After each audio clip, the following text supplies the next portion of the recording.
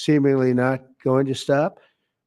And I'm very proud to let you know that the leadership of India and Pakistan was unwavering, powerful, but unwavering in both cases. And having these, they really were, from the standpoint of having the strength and the wisdom and fortitude to fully know and to understand the gravity of the situation. And we helped a lot. And we helped also with trade. I said, come on, we're going to do a lot of trade with you guys. Let's stop it. Let's stop it. If you stop it, we're doing trade. If you don't stop it, we're not going to do any trade. People have never really used trade the way I used it. That I can tell you. And all of a sudden they said, I think we're going to stop. And they have. And they did it for a lot of reasons, but trade is a big one. We're going to do a lot of trade with Pakistan. We're going to do a lot of trade with India. We're negotiating with India right now. We're going to be soon negotiating with Pakistan. And we stopped the nuclear conflict. I think it could have been a bad nuclear war. Millions of people could have been killed. So I'm very proud of that. I also want to thank Vice President Vance and Secretary of State Rubio for their work and efforts. They worked very hard on that. We also, as you know, created a situation where the Houthis, for the first time ever, have ceased firing, and they've let it be known that they're not going to be firing at American ships anymore. This was a heavy barrage that lasted for approximately 50 days. And as you know, they've been in war essentially for forever. But over the last 10 years, they've been very difficult for other countries. Nobody was able to do what we did. But they stopped, and we take their word for it. Their surrogates and them directly said, we don't want to do this anymore. And so we were satisfied with that. In addition, yesterday we achieved a total reset with China after productive talks in Geneva. Both sides now agreed to reduce the tariffs imposed after April 2nd to 10% for 90 days as negotiators continue on the larger structural issues. And I want to tell you that a couple of things. First of all, that doesn't include the tariffs that are already on, that are our tariffs. And it doesn't include tariffs on cars, steel, aluminum, things such as that, or tariffs that may be imposed on pharmaceuticals, because we want to bring the pharmaceutical businesses back to the United States. And they're already starting to come back now based on tariffs because they don't want to pay 25, 50, or 100% tariffs. So they're moving them back to the United States. I spoke to Tim Cook this morning, and he's going to, I think, even up his numbers, $500 billion. He's going to be building a lot of plants in the United States for Apple.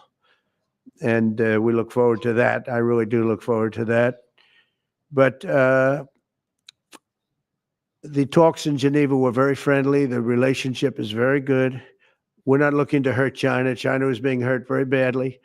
They were closing up factories. They were having a lot of unrest. And they were very happy to be able to do something with us. And the relationship is very, very good. I'll speak to President Xi maybe at the end of the week. We have some other things we're doing. But one of the biggest things that we're doing, and I don't know if people realize this, but we made a great deal with China, great trade deal. But it was a much bigger deal originally, and then they canceled it right in the last day. Some of you faces I remember were there when that happened. I remember you. And we had a deal where they opened up their country to trade with the United States. And they took that away at the last moment. And then I canceled the whole thing. And then 6 months later, we ended up doing a smaller deal. But it was a big deal. It was $50 billion worth of product that they were going to purchase from our farmers, et cetera. And we agreed to that. People thought it was 15 because they were doing 15. We made it 50 because I misunderstood the 15. I said, you got to get 50. Because when I asked, if you remember the story, when I asked, what are we doing with them? My Secretary of Agriculture at the time, Sonny Perdue, said, sir, it's about 15 billion and we're asking for 15. And I thought he said 50. So I said, so they came back with the deal at 15. And I said, no way, I want 50 because you said 50. They said, sir, we didn't say that. Anyway, bottom line, I said, go back and ask for 50. And they gave us 50. And they were honoring the deal. And we would call them up a lot for the corn and for the wheat and for everything. They were honoring the deal. And then when Biden got in, they no longer honored the deal. There was nobody to call. I would call on an average of once every 2 weeks to say, come on, you have to speed it up a little bit. And our farmers were doing great. I said to them, buy more land and bigger tractors, if you remember. That's what happened. But the deal was a very good deal. But the best part of the deal was that we opened up China. China agreed to open itself up to American business to go in. And it would have been a great thing, I think, for China. They would be able to see things that they haven't seen. They would be able to buy products that they have never been able to buy. Would have been great for American business. I think it would have brought unity between China, better unity between China and the United States. And the bottom line is that they canceled it the last day. We were all set to sign it. And then I went a little bit angry. I got a little angry. I said, they canceled the deal. The deal was done. It was all ready to be signed. And people went over, they came back to me, sir, they don't want to sign the opening up China. Well, the biggest thing that we're discussing is the opening up China, and they've agreed to do that, but it's going to take a while to paper it. You know, that's not the easiest thing to paper, but that's the single, I think, to me, some people would disagree. Some people would say we're getting a lot of money with tariffs or whatever, but, you know, especially when you add what we already have, because remember, we're already getting the 50% on steel and different things. That's not included in these numbers.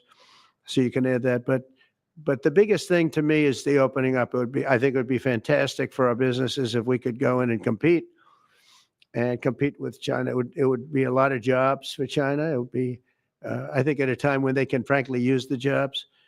And that's what we're talking about. So that's a very, very important element to add. So when Scott, I watched him speak the other day, and I think he didn't want to say it, but I said, it's okay to say it. Look, if we don't get it, we don't get it. But if we don't get it, it won't be a positive thing. But if we do get it, I think it's maybe the most important thing to happen. Because if you think about it, we opened up our country to China. They have very few restrictions. And they didn't open their country to us. Never made sense to me. It's not fair. And they've agreed to open China, fully open China. And I think it's going to be fantastic for China. I think it's going to be fantastic for us. And I think it's going to be great for unification and peace. China will also suspend and remove all of its non-monetary barriers. They've agreed to do that. Well, they're very numerous. But again, to me, the biggest thing that came out of that meeting is they've agreed. Now we have to get it papered, but they've agreed to open up China. It's going to be great for everybody. And third, I'm very happy to announce that Idan Alexander, an American citizen who until recently most thought was no longer living, thought was dead, is going to be released in about 2 hours, actually. And he's going to be released before the eyes of Steve Witkoff, who has done a fantastic job. I know a lot of people that have a lot of talent. I know Steve had a lot of talent, but I know a lot of people with a lot of talent, but there's one that I thought had a special way about him, special personality, aside from being a good deal maker, had a special way about him. And it was Steve. Knew very little about the subject matter. Who does? But he learned it in about 2 hours. And he's been fantastic. So I want to just thank Steve. But they're going to be releasing Idan in about 2 hours from now, or sometime today, let's say. And again, they thought he was dead just a short while ago. His parents are so happy. They're so happy.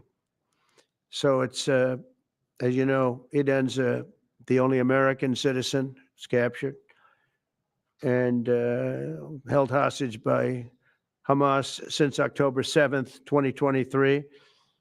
And he's coming home to his parents, which is really great news. I mean, to me, it's big news. They thought he was dead. So that's that. So we'll be heading there, and we'll be seeing three primary countries. You know all about that: Saudi Arabia, UAE, Qatar. On Thursday's meeting with Russia and Ukraine is very important. I was very insistent that that meeting take place. I think good things can come out of that meeting. Stop the bloodshed of the horrible. It's a bloodbath. But that 5,000 more, it's really much more, trying to be conservative, more than 5,000 soldiers. Russian, they're not American soldiers. They're from Russia. They're from Ukraine, but they're people. They're human souls, and they're being killed at levels that we haven't seen since the Second World War. And it's every week. A lot of drone fighting. It's a whole new form of warfare, and it's violent and vicious. And so that's it. I'd like to go back to China just for a second. They're very heavy on the fentanyl. We're charging them, as you know, 20% for the fact that they send fentanyl into our country.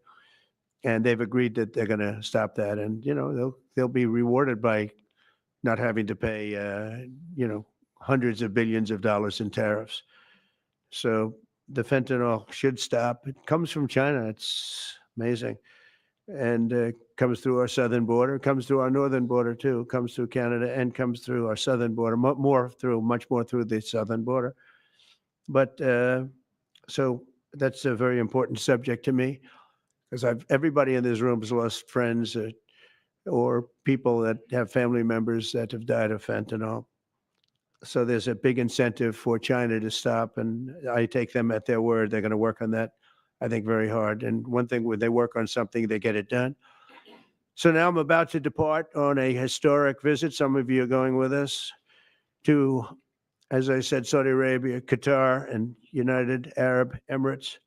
Before I do, I'll sign one of the most consequential executive orders in our country's history. I don't think there's ever been anything signed like this, certainly not with respect to healthcare, nothing even close. I'm delighted to be joined on this occasion by Secretary of Health and Human Services, Robert F. Kennedy Jr., who is doing a really good job, I have to tell you that. CMS Administrator, a friend of mine, Dr. Mehmet Oz, who is an amazing guy. You know, I was telling Bobby before, Oz had a very successful show, but it hurt his reputation. Because when you're in show business, it hurts your reputation a little bit. It's good for you. It's good for you. But in terms of professionalism and being a doctor, it sort of hurts your reputation. This guy went to the best schools, was the best, I mean, top of the line. Then he did a television show, became a success, made a lot of money, all that stuff. But it sort of hurt him. And you know who I compare that to? I hate to say this, but a special woman, Jeanine Pirro. She was the toughest, smartest DA, maybe in our countries, in our cities and states history, New York. She was really tough, really sharp. Then she did a show, and people didn't think of her quite the same way. She became more of an entertainment person, like Oz. Oz is not an entertainer. He's not really an entertainer, if you know the real story. And she isn't either. She is unbelievable. She was one of the strongest district attorneys in the history of New York, highly respected, very tough, went after the drug dealers at a level that you don't see today anymore. And hopefully she's given up she's leaving the #1 show on cable television, one of the #1 shows on television, period, The Five, but they've got great people left behind, but she was a big part of it. And so I equated to that. Jeanine Pirro is unbelievable. FDA Commissioner Dr. Marty McCary, with a reputation that's second to none, and the job he's doing already has been fantastic. Thank you, Marty. And Director of National Institute of Health, Jay Bhattacharya, who has been, as you know, from Stanford, so highly regarded, and have all been working with us very hard on this. And the question they would ask, being a little bit new to the government aspect of it, is why doesn't somebody fight the drug price situation, meaning equalization? There's a term, it's called equalization. Nobody wants to mention that term. And I'm not knocking the drug companies. I'm really more knocking the countries than the drug companies, because they're forced to do things. But the drug lobby is the strongest lobby in this country. They say the drug lobby. It's between that and lawyers, and they have a lot of power. But starting today, the United States will no longer subsidize the health care of foreign countries, which is what we were doing. We're subsidizing others' health care. Countries where they paid a small fraction of what for the same drug that what we pay many, many times more for.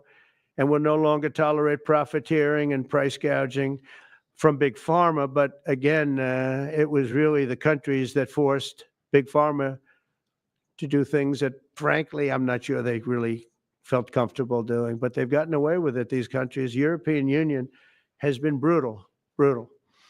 And the drug companies actually told me stories. It was just brutal how they forced them. And European Union suing all our companies, Apple, Google, Meta. They're suing all of our companies. They end up, they have judges that are European Union centric, and they get rewarded 15 billion, 17 billion, 20 billion, and they use that to run their operation.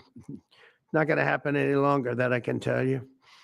So what's been happening is we've been subsidizing other countries throughout the world, not just in Europe, throughout the world. European Union was the most difficult from what I understand.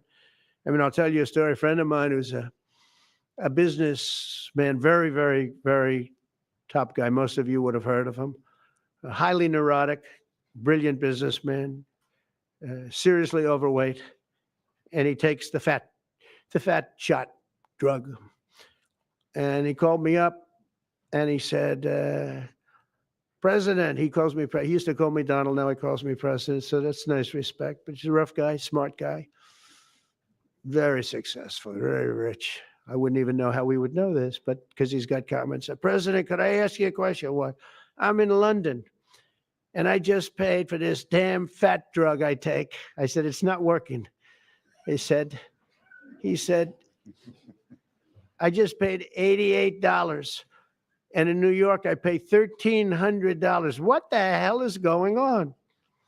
He said, so I checked, and it's the same box, made in the same plant, by the same company. It's the identical pill that I buy in New York.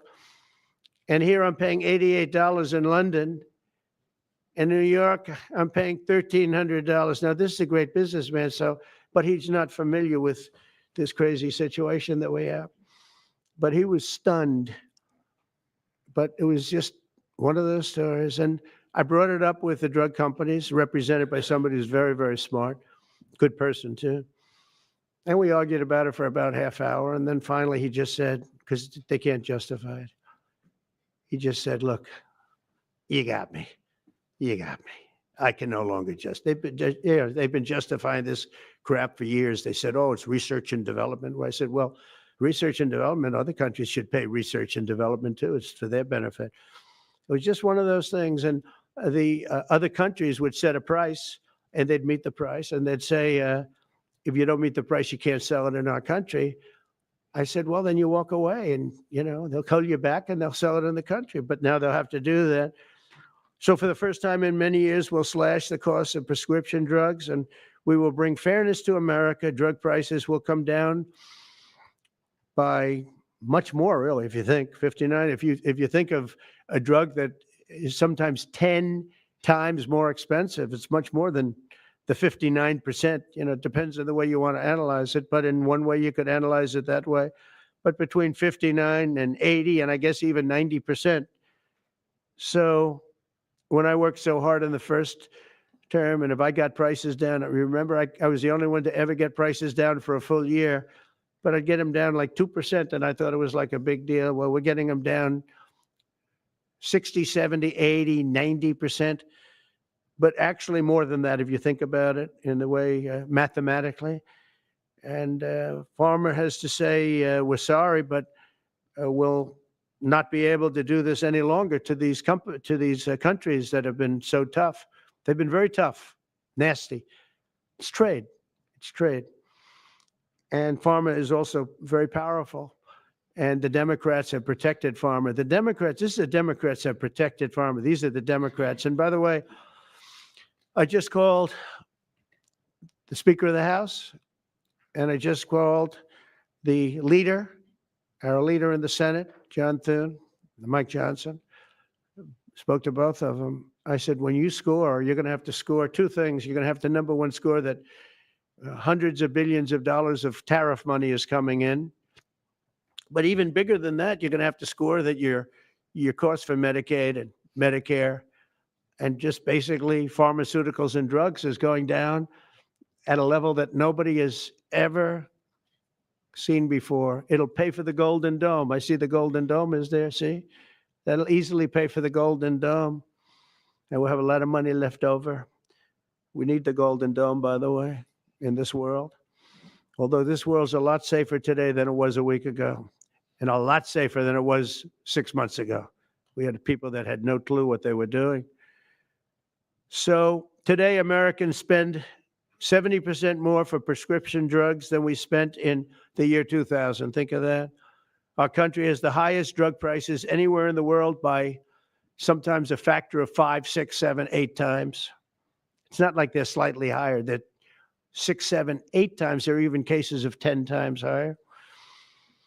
So that you go 10 times more expensive for the same drug, that's big numbers. Even though the United States is home to only 4% of the world's population, pharmaceutical companies make more than 2/3 of their profits in America. So think of that. With 4% of the population, the pharmaceutical companies make most of their money, most of their profits from America. That's not a good thing. Now, I think, by the way, pharmaceutical, I have great respect for these companies and for the people that run them. I really do. And I think they did one of the greatest jobs in history for their company, convincing people for many years that this was a fair system. And nobody really understood why, but I figured it out. For years, pharmaceutical and drug companies have said that research and development costs were what they are, and for no reason whatsoever. They had to be borne by America alone. Not anymore, they don't. This means American patients were effectively subsidizing socialist healthcare systems in Germany, in all parts of the European Union. They were the toughest of all. They were nasty. And I see that. I see that with trade, too. European Union is in many ways nastier than China, okay? And we've just started with them. Oh, they'll come down a lot. You watch. We have all the cards. They treated us very unfairly. They sell us 13 million cars. We sell them none. They sell us their agricultural products. We sell them virtually none. They don't take our products. That gives us all the cards, and very unfair. So they're going to have to pay more for health care, and we're going to have to pay less. That's all it is. And believe it or not, because it's really the world we're talking about, not just the European Union, but because it's the world, the numbers are for the healthcare company not as bad as you would think. They'll make the same. I think the healthcare companies should make pretty much the same money. I really don't believe they should be affected very much, because it's just a redistribution of wealth. It's a redistribution where it could be the same top line, but it's going to be distributed differently. Europe's going to have to pay a little bit more. The rest of the world's going to have to pay a little bit more, and America's going to pay a lot less. Again, because it's a much smaller population than when you think of the whole world. So basically what we're doing is equalizing. There's a new word that I came up with, which I think is probably the best word. We're going to equalize, where we're all going to pay the same. We're going to pay what Europe's going to pay. We're going to all pay. Now, there may be some countries in dire need, and I would be willing to sacrifice that, but and help them. But it's called most favored nation. We are going to pay the lowest price there is in the world. We will get whoever is paying the lowest price. That's the price that we're going to get. So remember that. So we're no longer paying 10 times more than another country. Whoever is paying the lowest price, we will look at that price and we will say that's the price we're going to pay. Most favored nations. That's what it is. One breast cancer drug costs Americans over $16,000 per bottle, but the same drug from the same factory, manufactured by the same company, is 1/6 that price in Australia and 1/10 that price in Sweden. 1/10 for the identical product. A common asthma drug costs almost $500 here in America, but costs less than $40 in the United Kingdom. So $40 in the United Kingdom, which is where this gentleman told me he paid a small amount for his shot. But think of that. So $40 versus $500 here. That's not even bad. There are much worse examples. And the weight loss drug, Ozempic, costs 10 times more in the United States than in the rest of the developed world. 10 times more. Why? Why? What did we do? Suckers. But we never had a president that had the courage to do this. And nobody knew the system like I do. I mean, I've gotten to know this system so well. And I don't think it's fair that it benefits Obamacare. Obamacare is a failure. It's not a good health care. It works. I made it work. I had an obligation to make it work, or an obligation to let it die. I chose that we had to make it work. I had to make it as good as possible. And I had a choice. I could have let it fail or make it as good as possible. As good as possible means it was still not very good, but it survived. And we did the right thing. But this makes everything work. And I don't want to have a bad form of healthcare work because of the fact I was able to cut drug prices by 80 or 90%. So we're going to maybe come up with something. I think this gives the Republicans a chance to actually do a healthcare that's much better than Obamacare and for less money, which if you guys would work on that along with Congress. But I do want to say that Democrats could have done this a long time ago. They have fought like hell for the drug companies, and they knew they were doing the wrong thing. And it's going to be very hard. I was just telling the leader and the speaker that it's going to be very hard for the Democrats to vote against the one big, beautiful deal. The greatest tax cuts in history, greatest everything. But now you have the big drug prices because that's going to be included.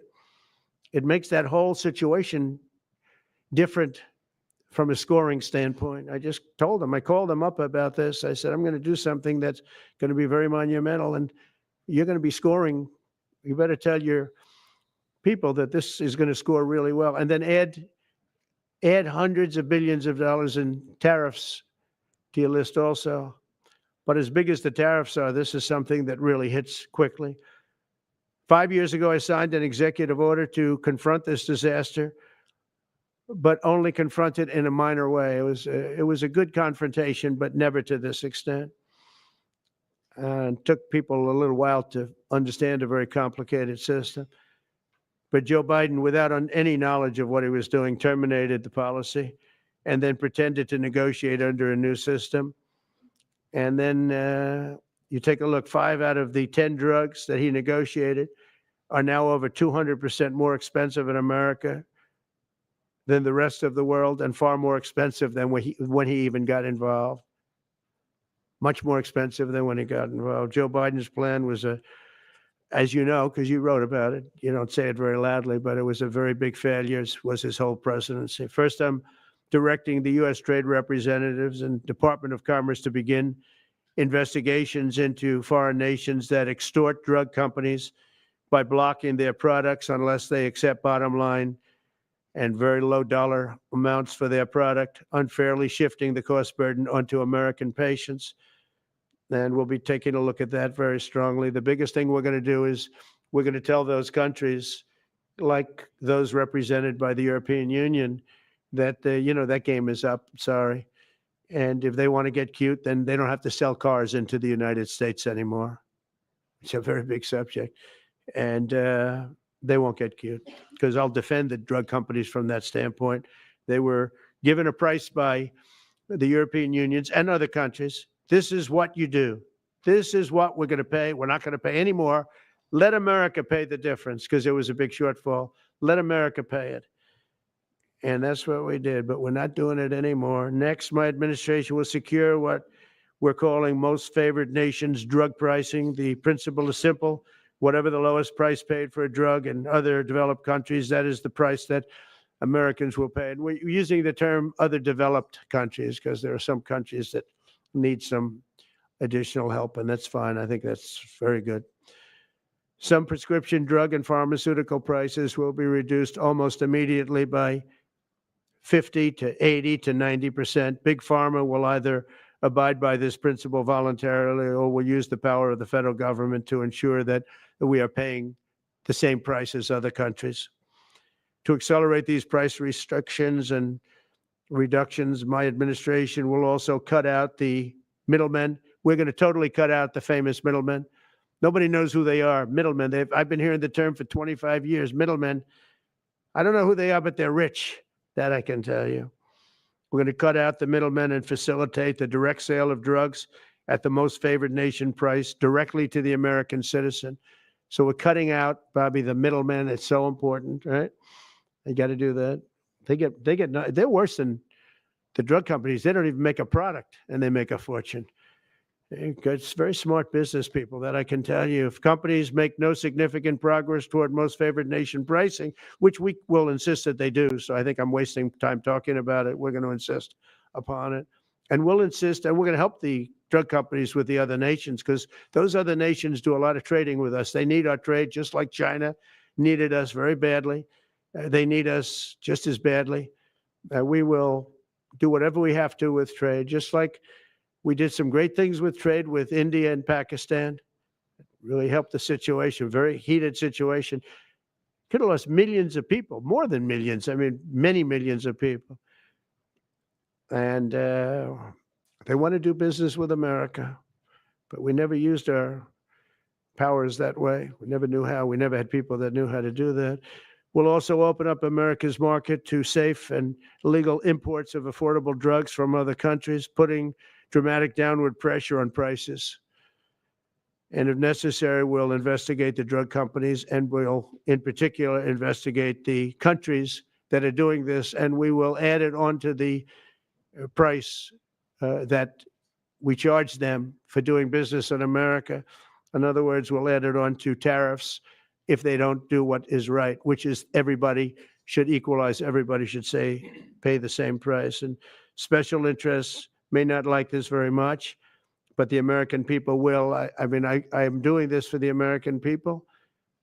I'm doing this against the most powerful lobby in the world, probably the drug lobby, drug and pharmaceutical lobby. But it's one of the most important orders, I think, that's ever been signed, certainly with regard to healthcare or health in the history of our country. And it's an honor to be a part of it. And I'd like to ask Robert F. Kennedy to say a few words, please. Thank you. Thank you, Mr. President. This is an extraordinary day. This is an issue that, I grew up in the Democratic Party, and every major Democratic leader for 20 years has been making this promise to the American people. This was the fulcrum of Bernie Sanders' runs for presidency, that he was going to eliminate this discrepancy between Europe and the United States.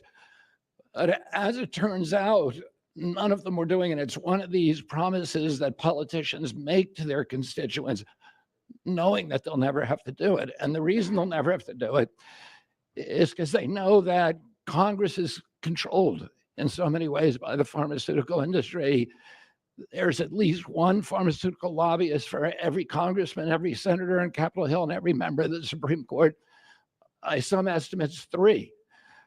Pharmaceutical companies, the industry itself, spends 3 times what the next largest lobbyist spends on lobbying. So this was an issue that people talked about, but nobody wanted to do anything because it was radioactive. They knew you couldn't get it by Congress. We now have a president who is a man of his word, who has the courage.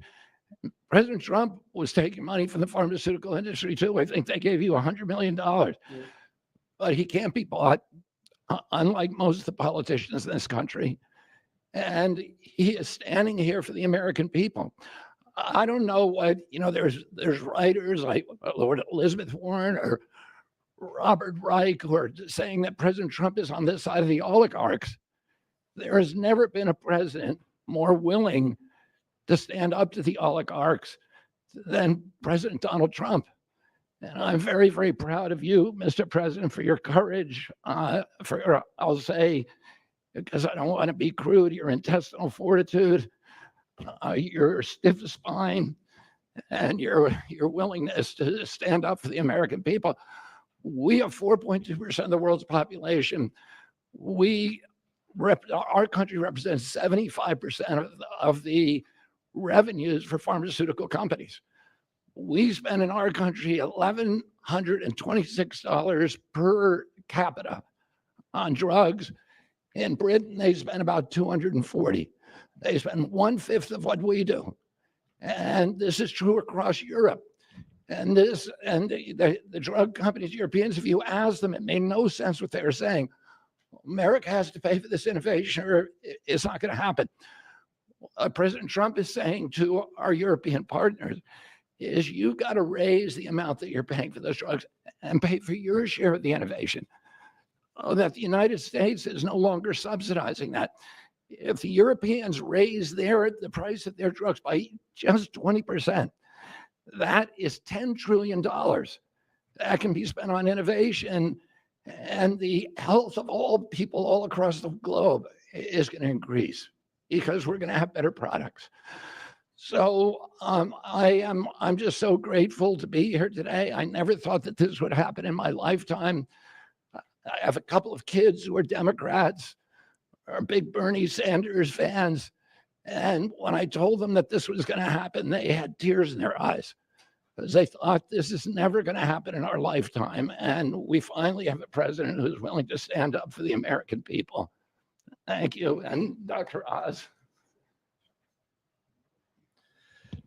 Thank you, Secretary Kennedy. This is the most powerful executive order on pharmacy pricing and healthcare ever in the history of our nation.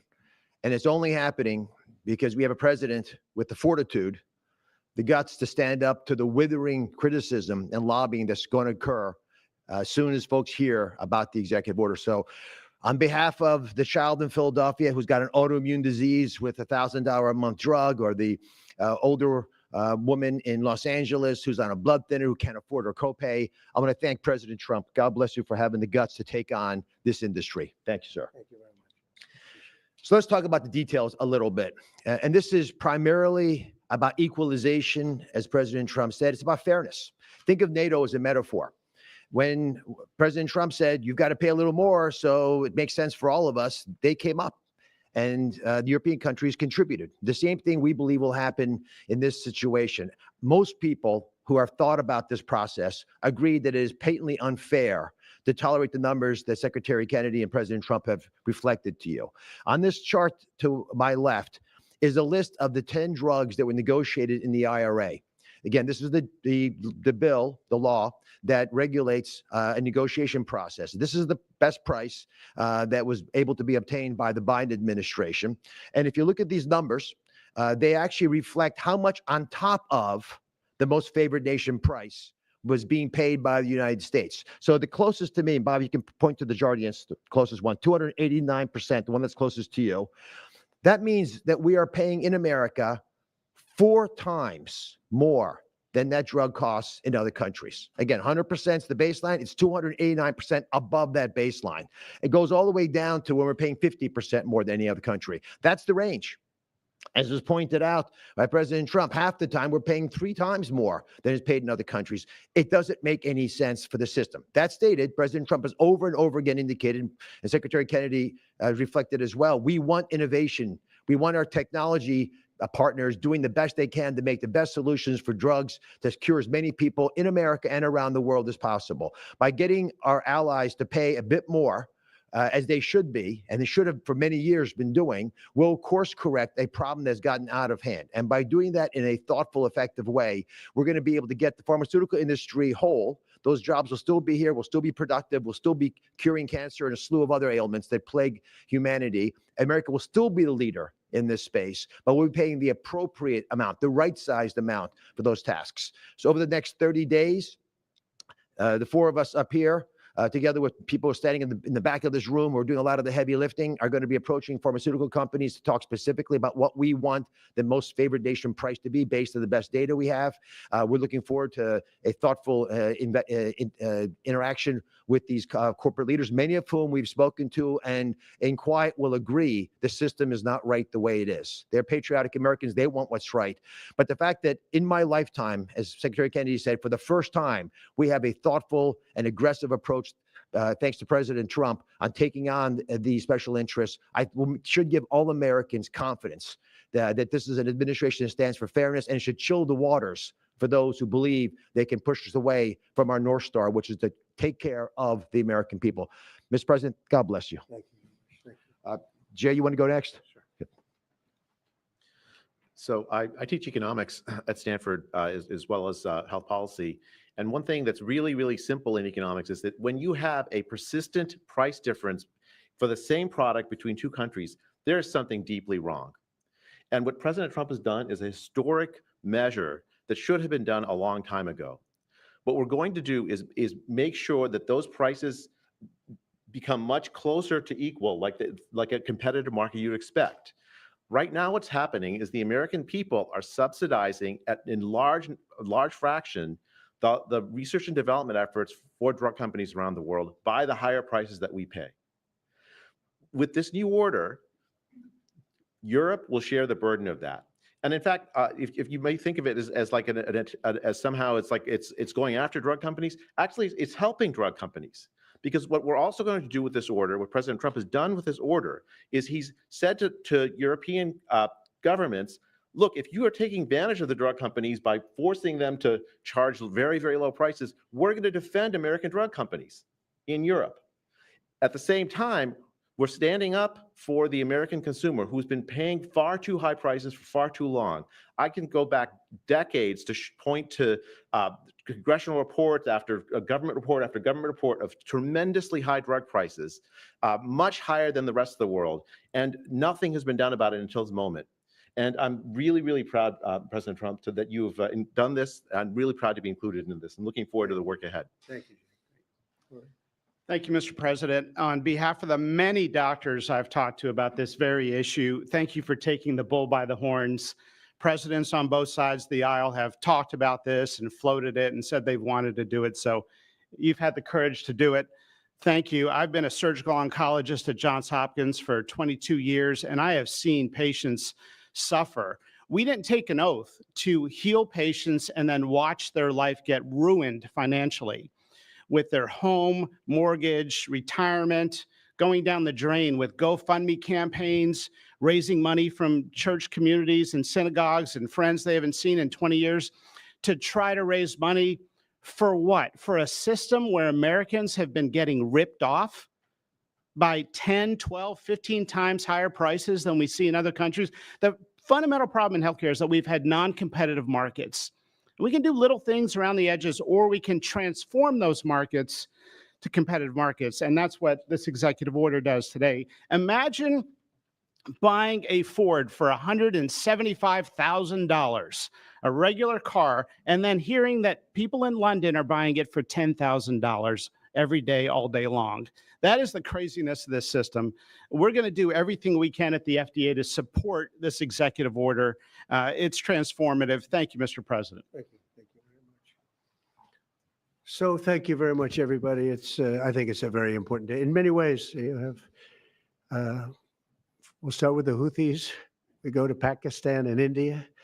We go to what we did with China, the trade deal, and with UK.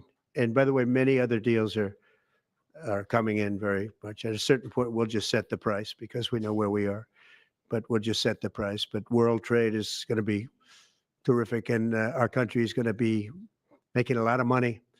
Taxes are going to go down. Taxes are going to go down very, very substantially. But you look at all of the things that we've done, and now today I'm heading over. We'll see what we're going to do with respect to Iran.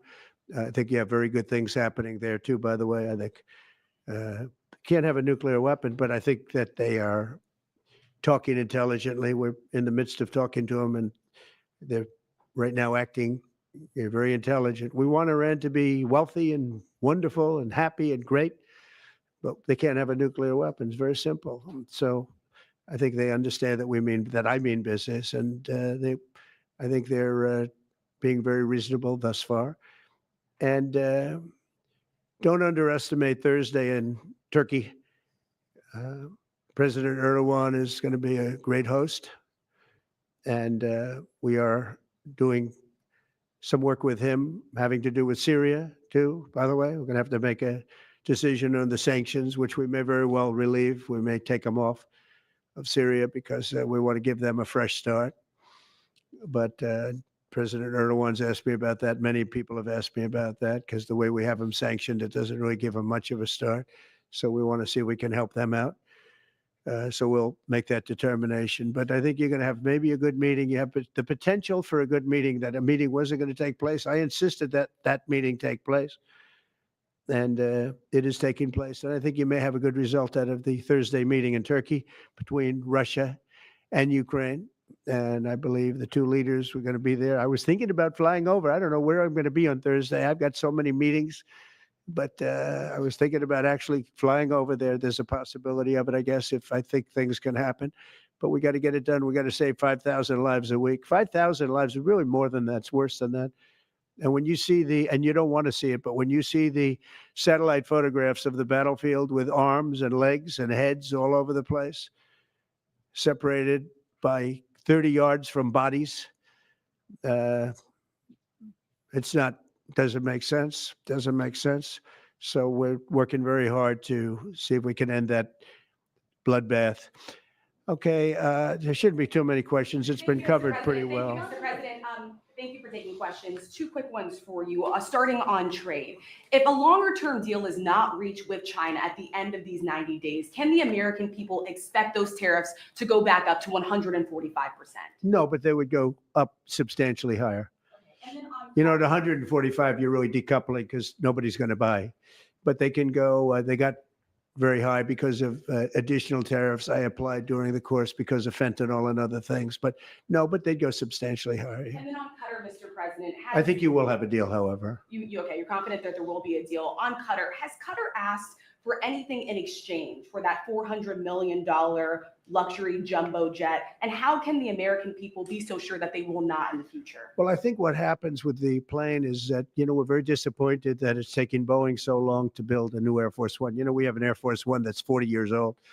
And if you take a look at that compared to the new plane of the equivalent, stature at the time, it's not even the same ball game. You look at some of the Arab countries and the planes they have parked alongside of the United States of America plane. It's like from a different planet. And it's close to 40 years old, might be more than 40 years old now.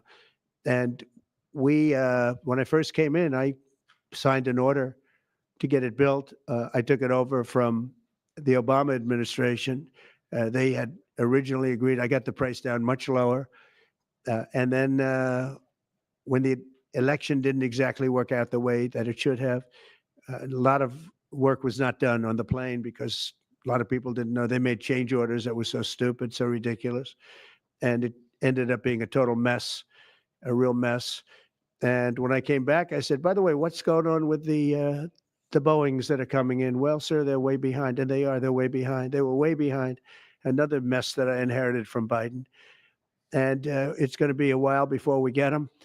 And I think Qatar, who we've helped them a lot over the years in terms of security and safety. I think they, and very, very nicely, and I have a lot of respect for the leadership and for the leader, Qatar. And I think they knew about it because they buy Boeings. They buy a lot of Boeings. And they knew about it. And they said, we would like to do something. And if we can get a 747 as a contribution to our Defense Department to use during a couple of years while they're building the other ones, I think that was a very nice gesture. Now, I could be a stupid person and say, oh, no, we don't want a free plane. We give free things out. We'll take one too. And it helps us out because, again, we're talking about we have 40-year-old aircraft the money we spend, the maintenance we spend on those planes to keep them tippy top is astronomical. You wouldn't even believe it. So I think it's a great gesture from Qatar. I appreciate it very much. I would never be one to turn down that kind of an offer. I mean, I could be a stupid person and say, no, we don't want a free, very expensive airplane. But I thought it was a great gesture. And I think it was a gesture because of the fact that we have helped and continue to, we will continue to, all of those countries, Saudi Arabia, the UAE, Qatar, and others, we keep them safe. If it wasn't for us, they probably wouldn't exist right now. And I think this was just a gesture of good faith. And I don't get it. Someday it'll be like Ronald Reagan. They decommission them. You know, they get to a certain age, they decommission them. It'll go to my library. They're talking about going to my library in years out. But I thought it was a great gesture. And it's something that was done by Ronald Reagan. They actually decommissioned the plane and he put it in his library. And it actually has made the library, I think, a Boeing 707. It's actually made the library more successful. So it was good. Do you plan to use the plane after you leave office? No, I don't. No, it would go directly to the library after I leave office. President, I wouldn't be using it. No. Mr. President, on the hostage, you said that the release of the American hostage, Ellen Alexander, is a step in good faith to end this war. Do you expect any progress or perhaps announcement on ceasefire during your trip to the Middle East? We hope that we're going to have other hostages released too, as you know. So when I met with the hostages 3 weeks ago that were there for quite a while, you remember the 10 people that came in, mostly young people, 1 or 2 were a little bit older. They were explaining the trials and tribulations. I mean, they went through hell. And I said, how many are there? They said 59. I said, that's a lot. I didn't realize, because we got a lot out. You know, we got a lot of hostages out, I think you will acknowledge. They said 59, but then they said, they followed that up by saying 59, of which 24 are living, the rest are dead. But the people whose son, mostly son, I think 1 daughter in this case, but mostly sons are there, or husbands are there. Those people want the dead bodies as much as they want the live body. I have a mother that calls me, but came up to me when I first met her, and she said, sir, please get my son out. He's dead, but they have his body.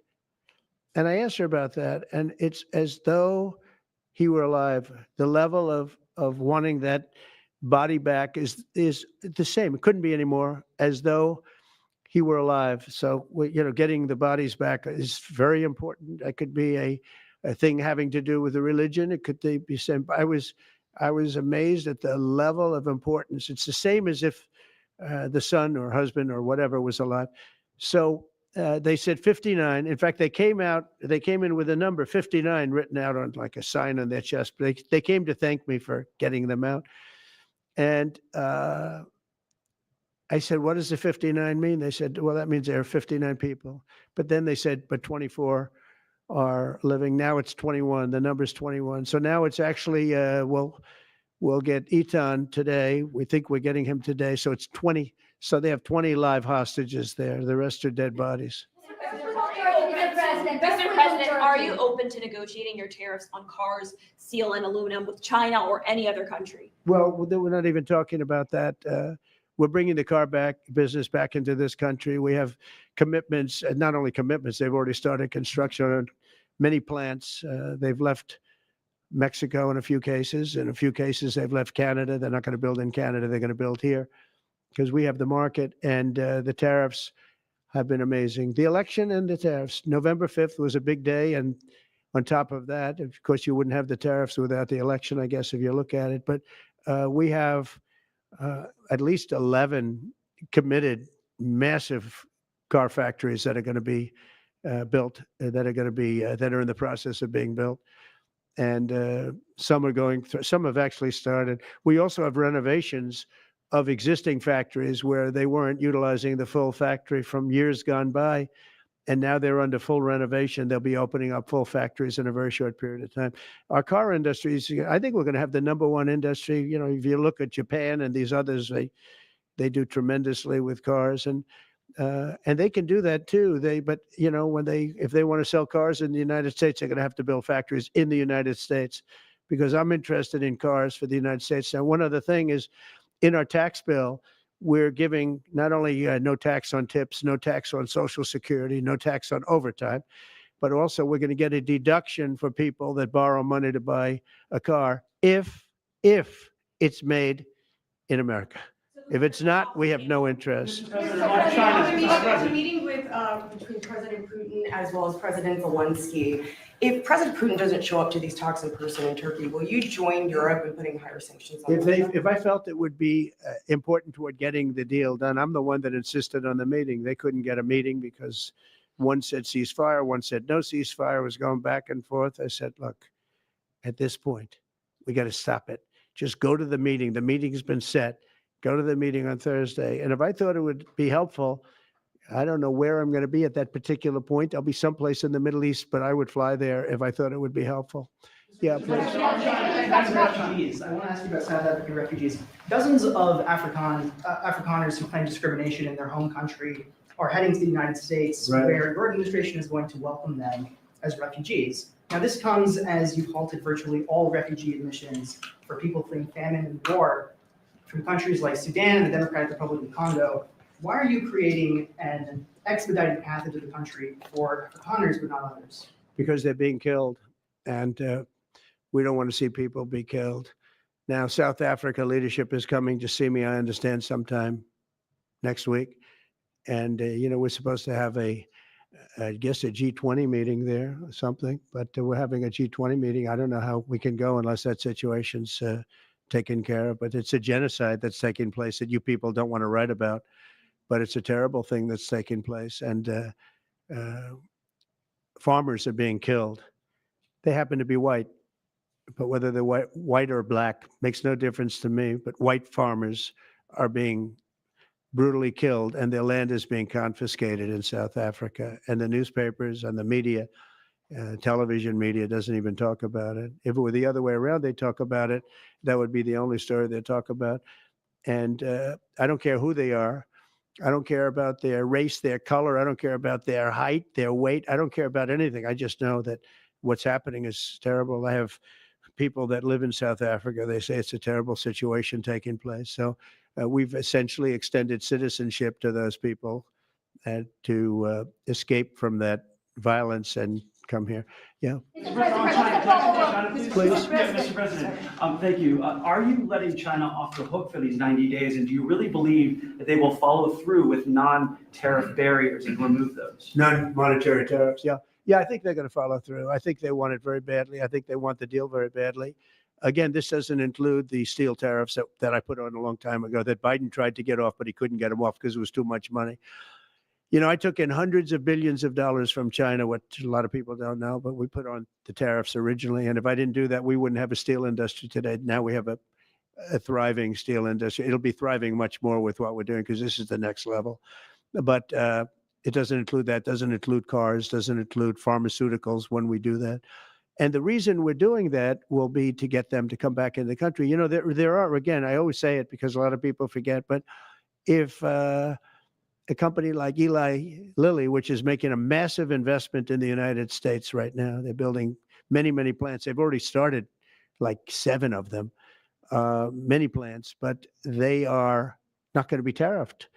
There's no tariff cost. So they're all doing that. They're all coming back to the United States. I mean, I'll tell you what, I hope I get the benefit of watching this because as president, because, it takes a little while to do this stuff. And we're doing it early in the administration. If you think of it, we have, I believe, if you look at the real total, it's over $10 trillion committed for plants and factories. Other administrations haven't had $1 trillion over a 4-year period, even over an 8-year period. We have over 10 trillion committed in one form or the other over 2 months. Give me a break. I'm here to hear 3, but let's give me a break on the first month. We want to get acclimated. But if you think about it, it's really 2 months. And so in 2 months, we have an investment already of over $10 trillion. And other presidents haven't had that done over a year, over 4 years in some cases. It's unprecedented. There's never been anything like it. It's a very exciting time in America. Thank you very much, everybody. Thank you. Who's in charge of the budget bill while you're gone, sir? Mr. President, are you ready to impose sanctions on Russia if Putin doesn't agree with the 30-day I have a ceasefire? feeling they're going to agree. I do. I have a feeling. And we've been to other countries, Let's see what happens. no European countries Mr. involved, Mr. President, President, in the negotiations. The budget bill negotiations are taking place. Who in your administration is in charge of that while you're gone? Is it J.D. Everybody, Vance, Bobby, from the standpoint of medical, this group behind me, I mean, I think it's the best group ever assembled in terms of medical. I think you're going to see a tremendous cut. I don't think, I mean, I know you're going to see it in Medicaid and Medicare. That cut will be massive because drugs are 50, 60% of the cost. So Medicaid costs are going down and Medicare costs are going down because of what we're doing today. And there's no, it's not like, oh, gee, well, maybe it won't happen. It's going to happen because the other countries have no choice. Now, the drug companies are going to have to say, listen, if you don't pay more, we're not going to give you the drug. And they're willing to do that. So that's it. They have to, we have to equalize. Mr. President, what is About Mr. price controls. Say it. How do you respond to the fact that this? It's not price control. No, no. What was price control is before. If you want to talk about price control is what they were doing. They were making us pay. They set a price and they said, here's what we're going to pay. And anything else charge America. Because at that time they had a very stupid president and it really went crazy during the last 4 years. And remember this, the Democrats are the ones that allowed this to happen. They were the ones that were the protector of this pricing system. And I think it's going to be very hard. You'll have to ask Democrats, are they going to vote against the one great, big, beautiful deal that's being negotiated now, tax cuts, et cetera? When now on top of the tax cuts and regulation cuts, all the things, now you're going to say that the price of your medicine is going down by 60, 70, 80%. You're going to vote against it? I think a lot of Democrats are going to be forced to do something that their leaders are going to beg them not to do, and that's vote for the bill. I don't see how they can vote against it. How can they vote against it when drug prices, drugs and pharmaceuticals are going to be down 70, 80%? It's going to be very interesting. Mr. President, what do you say to people who view that luxury jet as a personal gift to you? Why not leave it Your behind? ABC fake news, right? Why It's not leave only ABC. Well, a few of you would. Let me tell you, you should be embarrassed asking that question. They're giving us a free jet. I could say, no, no, no, don't give us. I want to pay you $1 billion or 400 million or whatever it is. Or I could say, thank you very much. You know, there was an old golfer named Sam Snead. Did you ever hear him? He won 82 tournaments. He was a great golfer. And he had a motto, when they give you a putt, you say, thank you very much. You pick up your ball and you walk to the next hole. A lot of people are stupid. They say, no, no, I insist on putting it. And then they putt it and they miss it. And their partner gets angry at them. You know what? Remember that, Sam Snead. When they give you a putt, you pick it up and you walk to the next hole and you say, thank you very much. Respectfully, Mr. sir, President, as a it's businessman, some people may Mr. look at this President. and say, have you ever been given a gift worth millions of dollars and then not received It's anything? not a gift else? to me, it's a gift to the Department of Defense. And you should know better because you've been embarrassed enough and so has your network. Your network is a disaster. ABC is a disaster. Here is the bill. Bobby, come on over here. Now you're talking about teams and teams.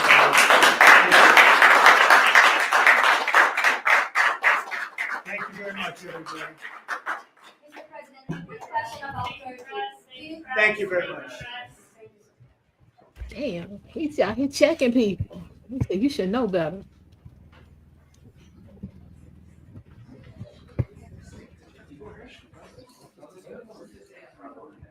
Yeah.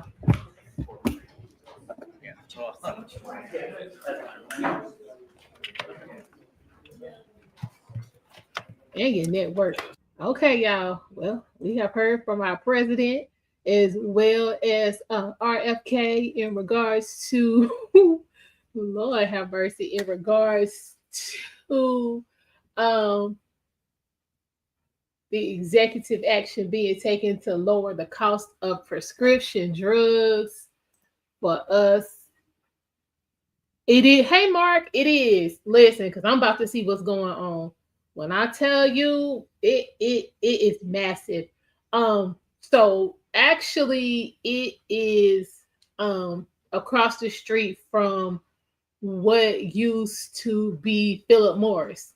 So for any of y'all to know about Philip Morris and Concord, y'all know how much land it is out there. And that Eli Lilly plant look like it's at least half the size of what Philip Morris was. So it's massive. So yeah, that is going to bring a lot of jobs to Cabarrus County, and they need it, like for real, for real. I'm about to take a look and see what's going on. So yeah, I hope these lower drug costs don't take too long to kick in. But Rachel, yes, they do. That's their number one moneymaker. And when you call the line, that's the first thing they talk about is getting hooked up to the hose. Yes, they do, ma'am. Because what they do is they actually sell the remains for so-called medical research.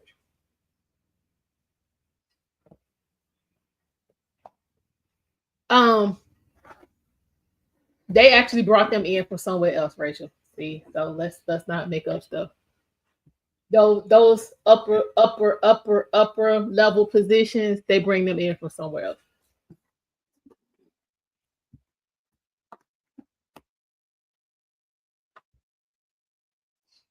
Anytime you say you starting up, brought in, you saying the PhDs, yeah, they not getting them from Concord because Concord don't have no PhDs. They all, most companies bring them in from somewhere else. So we not even looking for that type of action. We're not even looking for that. But I don't just want how long it's gonna take for these prices to these price changes to kick in.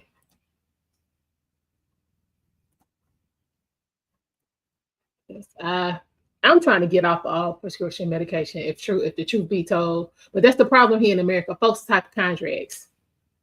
They have the contracts. They don't want to put in the work. They don't want to face nothing. They don't want to deal with nothing. Nothing is their fault. This, you know what I'm saying? Give me something to take it away. Then you get on one drug, then that causes something, then you got to get on another one. Then that causes something else, then you got to get on another one. It keep going because it's a moneymaker. If you get off of them drugs, you don't have to worry about none of that. Exactly, Drake. You know what, matter of fact, let me pull that up and see what they hiring for anyway. Let's see. Eli Lilly, Concord. Jobs in Concord. All right. Okay, right now they are hiring for 49 different positions, which include, why should I not encourage people to get off drugs?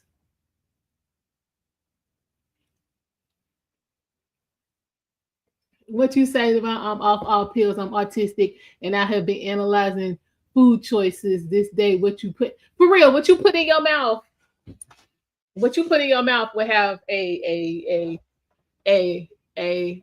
massive effect on your health. All right, so what we doing? We got process engineer, we got operators, device assembly and packaging, we got a principal scientist, automation technician, warehouse and logistics inventory specialist, senior principal scientist, molecule steward is specifically what they're looking for. We got a master scheduler and planning. I might need to see about that. We got quality assurance floor support, associate director of engineering. We got an MES engineer, warehouse technicians, device assembly and packaging operations, supervisor medical device assembly and packaging, quality control sample management technician, health safety and environmental associate. There's a lot going on over here. QA specialist, stats sorting. Hold on, let's see about that. Responsible for providing manual visual inspection, 100% inspection products. So it's part of Yeah, child. Look, so if you're in the area and you need some work, y'all need to go ahead and check out Eli Lilly. But there's plenty positions for all types of people. There's quality assurance process team, device and packaging, principal chemist. I know somebody who could use that. Yeah. Eli said we trying to get it. What's going on, Cellulite? What is happening? Listen, I gotta go back and catch you know what I'm saying, the OG this morning from the beginning because I woke up to some foolishness. Some straight foolishness. But yeah, no, this quality representative bachelor's degree. Well, most people around here have a bachelor's degree, Rachel. So again, what is the problem? You can't throw a rock without hitting a college between Charlotte and Salisbury. Most people around here educated, so that's not a problem. And most places now are taking a mixture of education and experience to equal that bachelor's degree. Like you may be somebody who went to school for, 2 years or 3 years, and something happened, you had to enter the workforce. You can combine the education and that experience and make the equivalent of having a full degree. I've done it myself.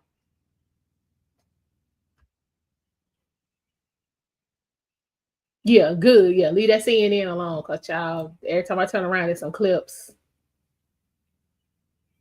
What you say?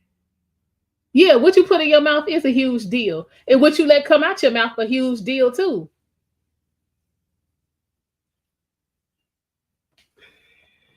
Okay, so because it's 49 different 49 different positions, that doesn't mean it's just one. One thing about here, I can say that for North Carolina, you one posting, it could be 5 people. So let's stop being negative, because it sounds like you have been on being negative, and that's not what we're doing over here. So again, if you don't need a job, then it don't matter if it's 49 or 249 or 1,049. If you good, then you good.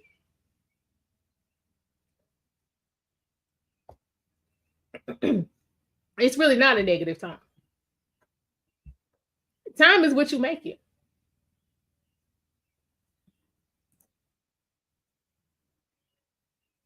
Time is what you make it.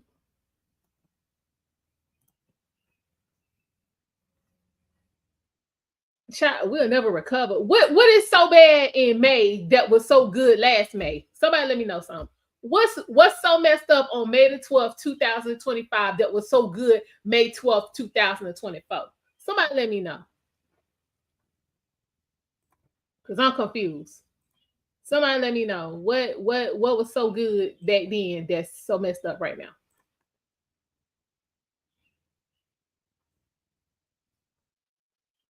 Our reputation wasn't good this time last year.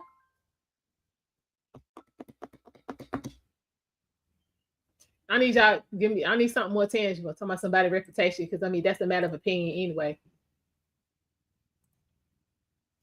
That is subjective. Y'all give me something else. Come on.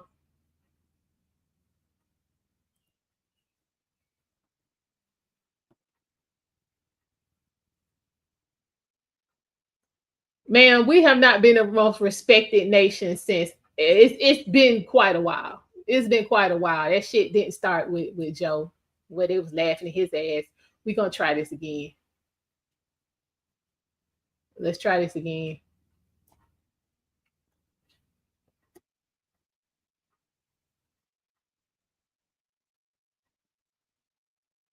Listen, I know, right?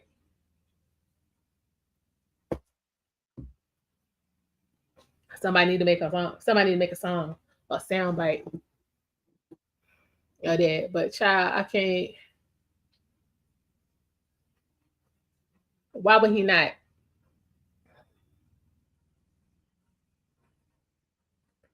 Okay, y'all, it's too much Trump derangement syndrome versus dealing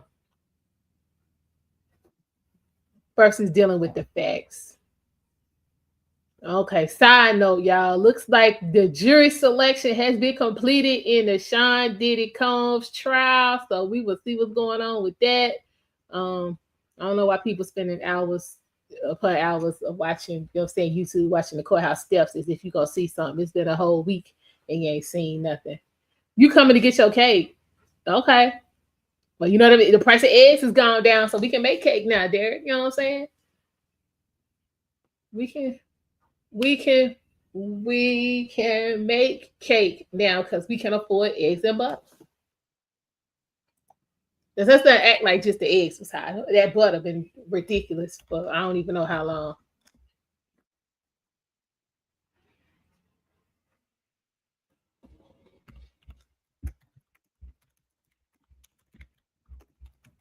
Hold on, y'all.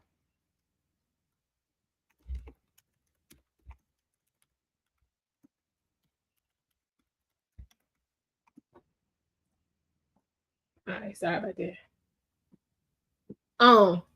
But yeah, child, cause yeah, butter been out of control, cream cheese out of control. There's a lot of stuff out of control.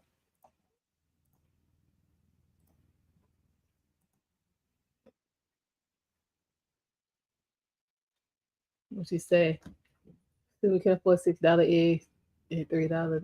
I don't pay. I'm not paying $6 for eggs, so I'm good. I don't where you at, what you got going on. The price has gone down by $1. Like $1 is not a lot. You just don't like him, so say that. Okay, where you are, eggs might be $6. Where I am, jumbo eggs, which is what I buy in one of the most expensive stores in the city, they're not $6. So this is what I'm saying, Adrian. That's what I'm saying. I just bought eggs the other day at one of the most expensive stores in the city, and them eggs was $4 and some change. When at Christmas, them eggs was damn near $8. So again, that sounds like progress to me. I'm saying, but when you kill, you know what I'm saying, almost a million, you know what I'm saying, a million birds for no reason, like shouldn't you expect the cost of eggs to go up? I'm just saying. If the eggs are still high where I am, I would tell y'all. But they have gone down.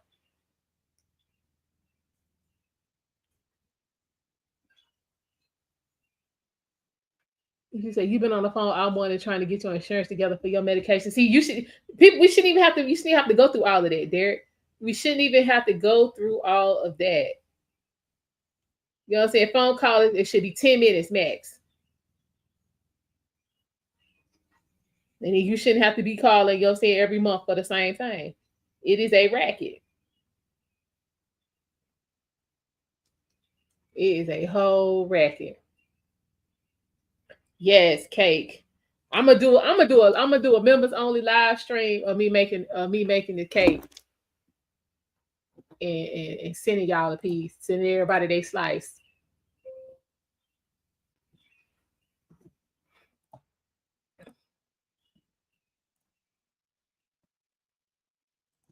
Hold on.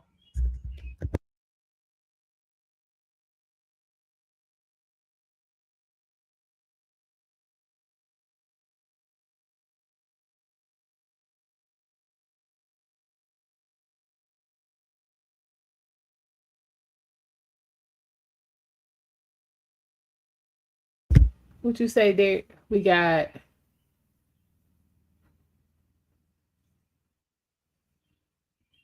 $28 million infrastructure project so children don't have to walk to school. $3.94 for a dozen of eggs. Okay. Okay. Why? What is wrong with walking to school? I walked to school. Well, no, I walked home from school. I didn't walk to school. But what's the problem with that?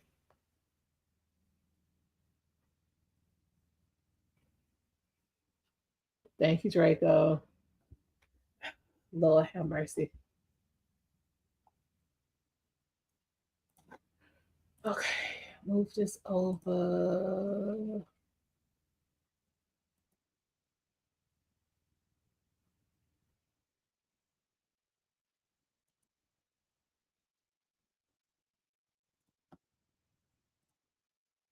See, y'all just want to argue. Yeah, I ain't in the mood. Okay, what does that have to do with DEI? What they got to do with DEI?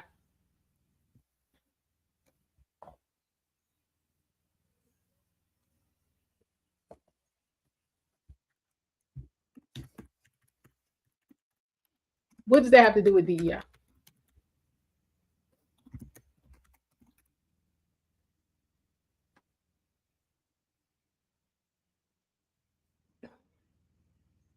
Majority of Black county, so Trump canceled the project. That doesn't even sound right. That don't even sound right. So something being done on the state level, the feds just gonna come in and squash it. Yes, okay. Declaring bankruptcy does not mean you are broke, Rachel. I need you to look that up. So yeah, a good businessman know when to bail out and not keep throwing good money after bad. So that's essentially what bankruptcy is. Stop spinning your wheels. You can file bankruptcy if you want to. It's not like he did something you can't do.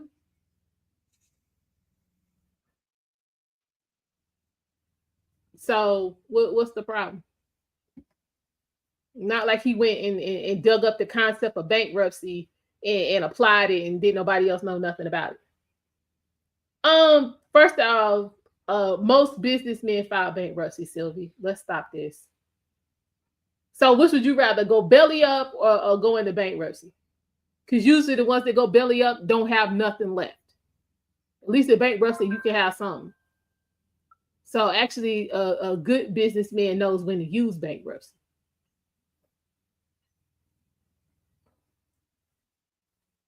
Yeah, if what you getting is not worth what you paying, ma'am. That is this. Okay, we gonna stop.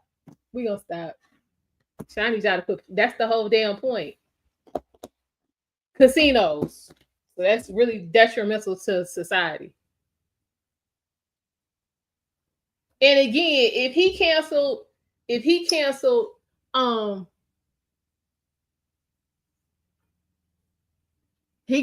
project over DEI. As a Black woman, that don't mean nothing to me because DEI didn't help me. Black people, especially Black men, were not the biggest benefactors from DEI. So him canceling this shit because of DEI don't mean nothing to me. Okay. Well, I don't know many thieves that lose $1 billion by being president, but I mean, hey.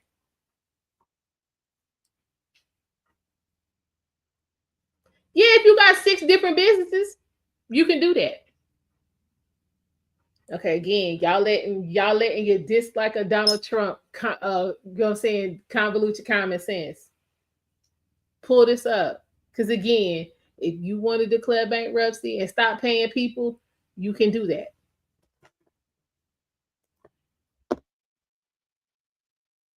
Again, he did not create.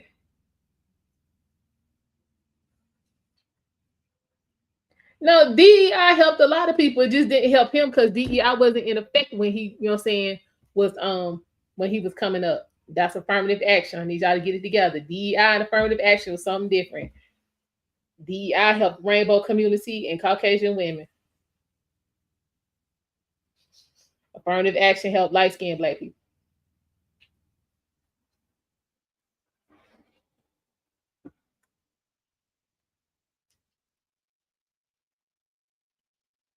Draco, we ain't gonna sit here and try to explain all of this. We ain't even gonna sit here and try to, because even if we do sit here and they don't want to hear it. So again, Trump is bad, Trump bad. We done told y'all this 35 million times. Trump is bad. He could come and get everybody in the United States of America $1 million. They would still have a problem.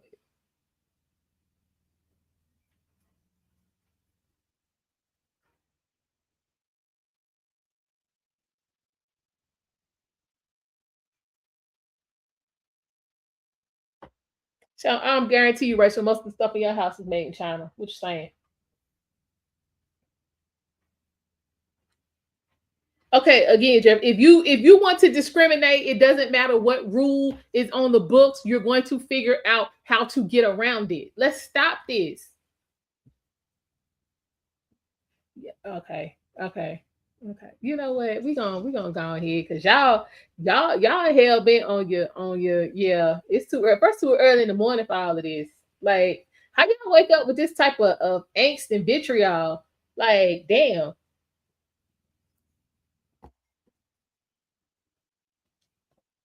It didn't equalize anything, Jeffrey. As a black woman out here in corporate America, I'm here to tell you, it didn't equalize a damn thing.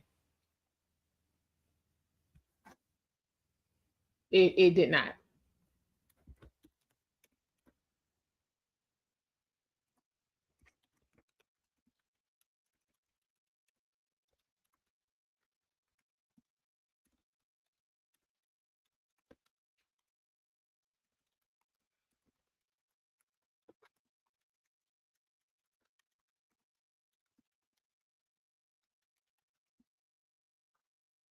I can speak. I can speak for the majority of the people where I am. So, Rigga, I can speak for a lot of black people because we having the same experience because we're going through it together. So I'm good. Yeah, actually, it is, Jeffrey. It is. I didn't say it was one experience. I didn't say shit about it being one experience at all. And why do y'all assume that everybody who agrees with or at some point has supported Donald Trump is MAGA? They not. Let's be clear about that.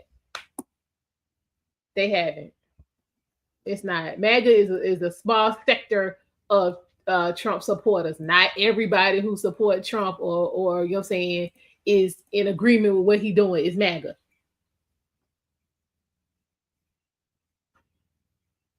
Listen, Boss Hog, child, because you got to go. We not wishing death on nobody. Ma'am, you got to go. We're not doing that. Not over here. That's crazy as hell. We're not doing that.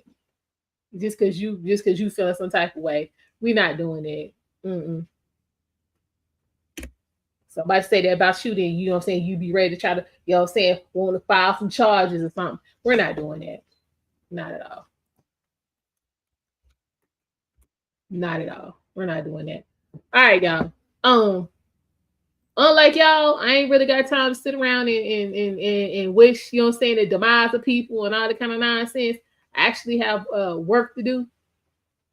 If anything else pops off, I will definitely be back. I will be back. Make sure you have, hit the like. Exactly. Encouragement goes a long way. And we just not gonna, we're not gonna be able to talk and praise. Let me make sure what I want. Yeah, we're not gonna do that. So again, make sure you have hit the like button. If you have not, make sure you are subscribed. Make sure you got your notifications on. Thank you guys for stopping by, and I will see y'all later.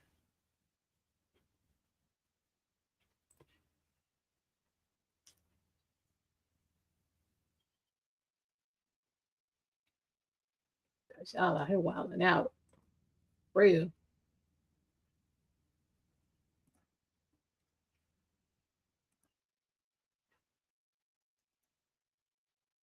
Mm-mm.